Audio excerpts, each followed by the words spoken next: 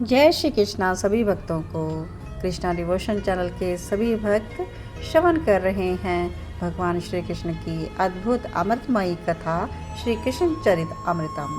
और इस कथा में हमने अब तक श्रवण किया है सुदामा जी का जीवन चरित। पिछले भाग में हमने श्रवण किया था कि सुदामा जी जा रहे हैं द्वारकाधीश से मिलने, और मार्ग में जब थकान हो गई तो अपने सखा को याद करते करते सुदामा जी एक वृक्ष के नीचे बैठ गए और वहीं सो गए। और सोते हुए उन्होंने कहा कि हे कृष्णा, मुझे धन नहीं चाहिए, मुझे तुम्हें चाहिए। तुम्हें देखने की इच्छा ही है बस। अगर तुझे गर्ज पड़े तो मुझे द्वारका ले जाना, अब मुझसे चला नहीं जा रहा। यह कहकर सुदामा तो वहीं सो गए। तो इसके आगे की कथा आज हम श्रवण करेंगे। भाग 308 सुदामा और केवट शीर्षक है। तो आइए आज की कथा में हम जानेंगे कि वो केवट कौन है जो उन्हें द्वारका तक पहुंचाते हैं। सुदामा जी जब नींद से जागे तो देखा सामने, चौंक गए, अरे ये क्या।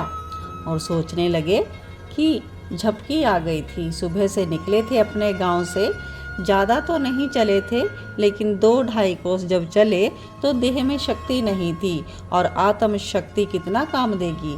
देह चलने के लिए तो अन्न मांगता है, और भूखे थे इसलिए कुछ दूर चलकर तो मैं लेट गया था। और जब उठा तो सामने क्या देखा, समुद्र लहरा रहा है। सागर की बड़ी बड़ी लहरें उठ रही हैं और गर्जना कर रही हैं वो लहरें। अरे ये सब देखकर सुदामा चौंक गए, पर सोच रहे हैं सागर तो कहीं निकट नहीं था, मैं इतनी जल्दी कैसे पहुंच गया सागर तक। सुदामा विचार करते हैं, लेकिन फिर सोचते हैं चलो अच्छा ही हुआ ना, प्रसन्न हो गए। भगवान जो भी करता है अच्छा ही करता है। सुदामा उचके और समुद्र के मध्य में उन्हें वो दिव्य नगरी दिखाई देने लगी।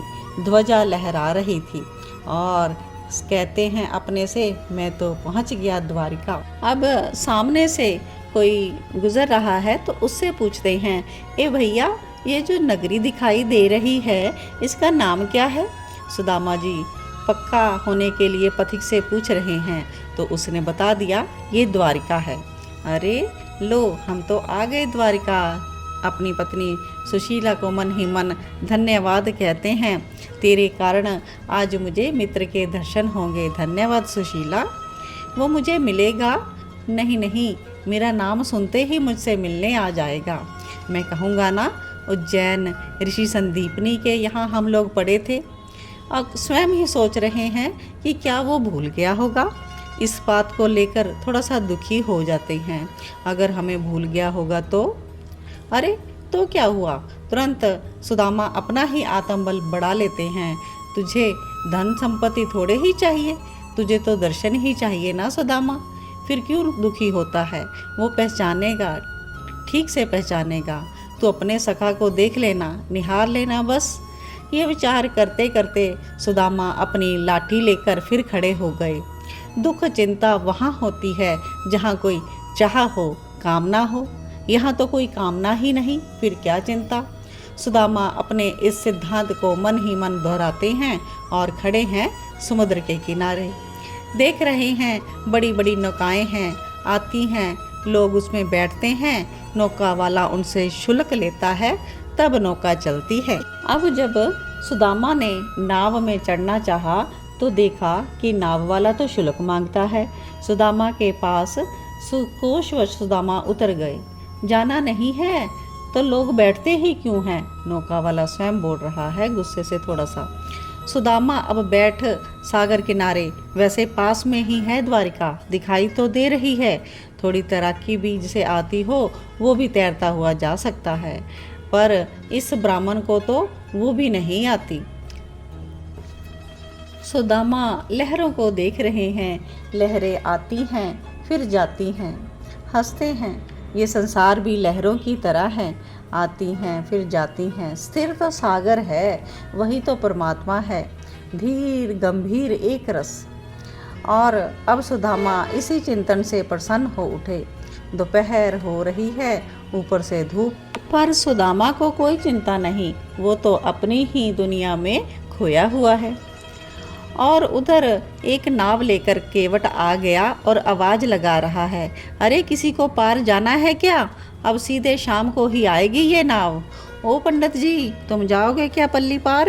सुदामा ही थे उस समय वहाँ, पर सुदामा अपने आत्मचिंतन में लीन थे, कहाँ सुनते थे। पर सुना सुदामा जी ने जब 3 बार कहा उस केवट ने सुदामा को इंगित करके, तब सुदामा का ध्यान टूटा। वो बेचारे उठे और नाव के पास भागे। आहा, क्या केवट था, सांवरा सलोना, अद्भुत रूप लावण्या, घुंघराले केश, एक वस्त्र, वो वस्त्र अटपटे ढंग से सिर में बांध रखा था और वो भी केवट की शोभा को ही बढ़ा रहा था। सुदामा जैसे ही पास गए जड़वत हो गए, उस केवट को ही देखते रहे। और केवट बोला, बैठो बैठो कहने में भी कितना माधुर्य था। सुदामा तो उस आनंदित होते हुए नौका में बैठ गए। अकेले नाव में सुदामा जी हैं और वो केवट पतवार चलाते हुए देख रहा था सुदामा जी को। सुदामा भी उसे देख रहे हैं, पर जब वो देखता है तो सुदामा अपनी दृष्टि हटा लेते हैं। नाव मध्या में आ गई। अब पतवार को पकड़े पकड़े ही केवट सुदामा जी के पास में गया। कहाँ से आए हो पंडित जी? बोल तो सम्मान से नहीं रहा था, बस संबोधन में पंडित जी भर लगा दिया। तो सुदामा बोले, यहीं पास से। केवट मांगने लगा शुल्क। अच्छा, शुल्क दे दो। पर तुमने तो शुल्क की कोई बात नहीं की, तुमने कहा बैठो, मैं बैठ गया। सुदामा सीधे साधे हैं, जो बात मन में थी वो बोल दिया। हाँ, बिना शुल्क के तुम्हें द्वारका हम क्यों ले जाएंगे? पंडित जी, हम कुछ नहीं जानते, शुल्क दो या उतरो नाव से। केवट दो टूक बोला। सुदामा जी ने नाव से सागर की ओर देखा, बड़ी बड़ी मछलियाँ उसमें, अन्य जीव, फिर गहराई भी इतनी, और बोले, मुझे तो तैरना भी नहीं आता। तो बोले, तो फिर शुल्क दे दो। बड़े अक्खड़पन से केवट बोल रहा था, नहीं भैया, मेरे पास तो कुछ भी नहीं है। सुदामा जी अपनी रोनी सी सूरत बनाकर बोले, अच्छा, जब कुछ नहीं था पास में तो क्यों जा रहे हो द्वारिका? देखो पंडित जी, द्वारिका औद्योगिक क्षेत्र है, लोग वहाँ पर व्यापार के लिए आते जाते हैं, पर तुम क्यों जा रहे हो? सुदामा छुपाना तो चाहते थे, पर केवट इतना पक्का था कि इसे बताना ही पड़ेगा कि मेरे मित्र हैं द्वारकाधीश, तो सागर में ही इसकी समाधि बन जाएगी। बेचारे सुदामा जी ने यही बात बोल दी। केवट हंसा, खूब हंसा यह सुनकर कि इनके मित्र हैं द्वारकाधीश। अरे, सुदामा ने पूछा, हंस क्यों रहे हो? तो बोला, तन में वस्त्र नहीं, अंटी में तुम्हारे दाम नहीं, और कहते हो द्वारकाधीश का मित्र हूँ। अब तो सुदामा के नेत्रों से अश्रु गिरने लगे। भैया, मेरा मित्र वस्त्रों को नहीं देखता, भैया मेरा मित्र यह भी नहीं देखता कि अंटी में कितने दाम हैं, वो तो केवल प्रेम देखता है। गंभीर हो उठा केवट, बोला, पर मुझे तो तुम दाम दो। सुदामा गिड़गिड़ाया, मेरे पास तो कुछ भी नहीं है। अच्छा, केवट मुस्कुराकर बोला, जो भी हो दे दो, हम बिना कुछ लिए पार नहीं लगाते। सुदामा अपलक देखने लगा केवट को, नेत्रों से अश्रु बह रहे हैं। अरे पंडित जी, जो है दे दो। सुदामा कहा, मेरे पास तो सिर्फ दरिद्रता है, लोगे क्या?